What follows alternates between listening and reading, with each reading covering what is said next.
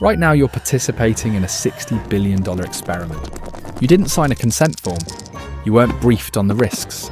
You were handed a tiny bottle and told it was good for your gut.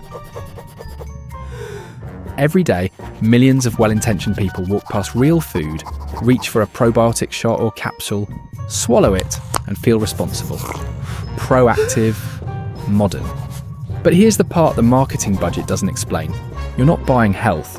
You're buying the idea of health, delivered through a system that quietly ignores how the human body actually works. Because for a product designed to support your biology, probiotics have an uncomfortable secret. Most of them never had a chance.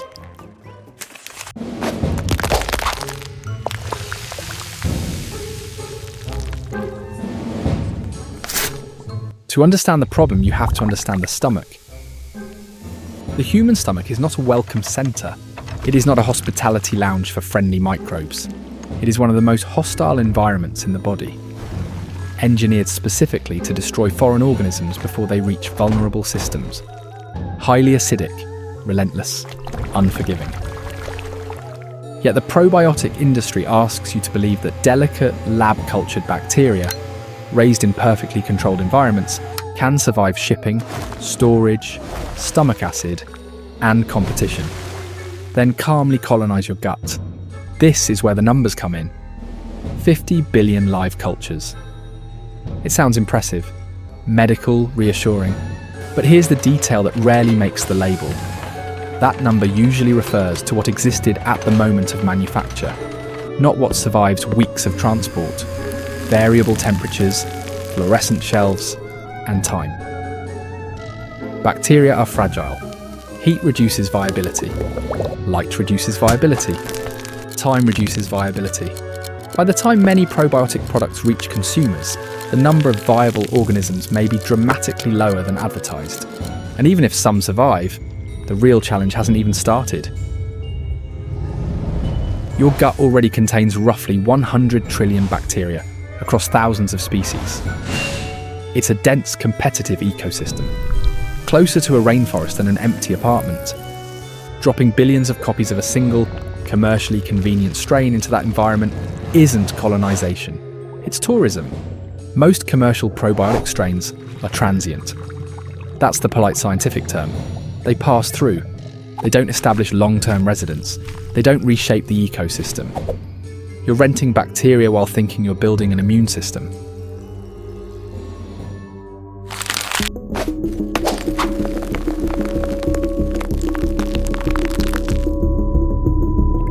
Capsules are one thing, probiotic drinks are another. This is where the story becomes less useless and more ironic. As interest in gut health exploded, major food manufacturers saw an opportunity. Fermentation was repackaged, sanitized, sweetened, marketed. Real fermentation is sour, complex, unpredictable. It doesn't taste like strawberry cake. So mass-market probiotic drinks were engineered to be palatable, which usually means sugar. A lot of it. Many probiotic yogurt shots contain sugar levels that directly contradict the gut support narrative they're wrapped in. And here's the contradiction no commercial wants to slow down and explain. High sugar formulations undermine the very gut environment these products claim to support. So you end up with a strange equation. Trace amounts of beneficial organisms delivered alongside the exact fuel that sustains the imbalances people are trying to correct. It's not malicious, it's just convenient. And convenient systems don't need you healed, they need you managing. Then there's pasteurization. Active fermentation creates gas, pressure, variability. Corporations hate variability.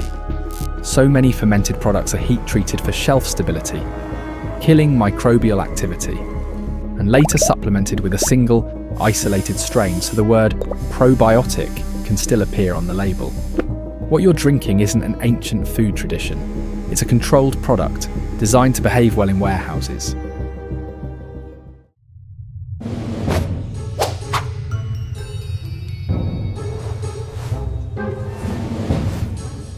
Here's the biological reality the industry rarely centres. You don't rebuild an ecosystem by dropping in organisms. You rebuild it by feeding the ones already there. That's the difference between probiotics the bacteria, and prebiotics, the fibres that bacteria eat. Fibre isn't exciting, it isn't patentable, it doesn't come in a capsule with a trademark name. You can't copyright garlic, you can't license lentils, you can't build a subscription around cabbage. And that's the problem.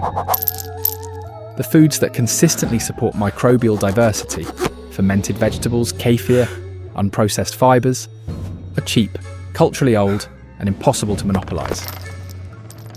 They also don't photograph well. Real fermentation smells strange, looks alive, changes daily. So the industry sells the cleaner story instead. The pill, the shot, the promise of control. A cured system is a lost customer. A managed imbalance is recurring revenue. So no, this isn't about good bacteria versus bad bacteria. It's about selling certainty in a biological system that doesn't respond to shortcuts. You were taught to believe digestion could be outsourced, that complexity could be solved with a label, that biology could be managed the same way software updates are, and that belief is very profitable. Not because these products destroy your health, but because they rarely change it. The system doesn't need you healed, it needs you participating, buying, tracking, managing symptoms that never quite resolve. The most effective lie isn't the one that hurts you, it's the one that keeps you convinced something is happening, when nothing fundamentally is, and that's the part worth questioning. If you care about what's actually behind the products you trust, subscribe. We expose the systems, not the symptoms.